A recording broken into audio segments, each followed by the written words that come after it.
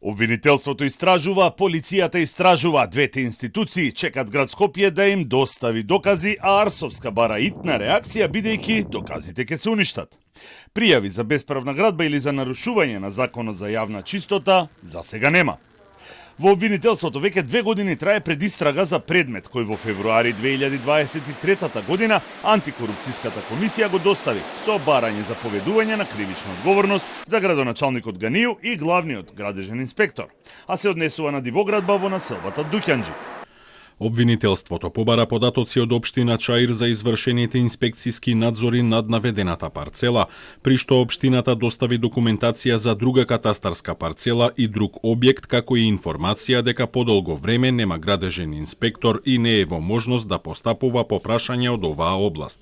Поради тоа јавниот обвинител писмено се обрати до Министерството за транспорт и врски за да побара да се изврши надзор и увид на лице место по кое барање се постапува.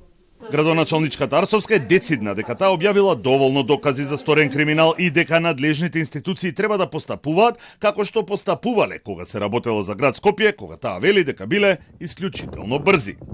Арсовска додава дека досега неколку пати преку телефонската линија 192 е пријавувано за упатени закани и за сторен криминал од општинските власти.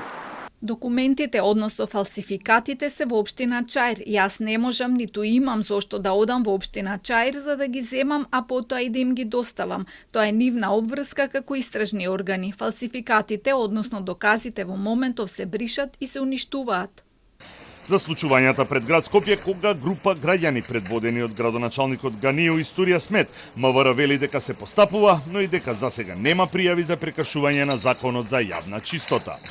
Полицијата е еден сегмент од одржувањето на и тие што ги гарантират јавната безбедност. Сите ние како чинители во нашава држава имаме одговорност да постапуваме и да ги почитуваме законите и да постапуваме согласно закон. И во конкретниот случај полициските службеници постапуваат согласно законот и ќе биде процесирано секое едно незаконско дејство кое што е во делокруг и надлежност на полицијата.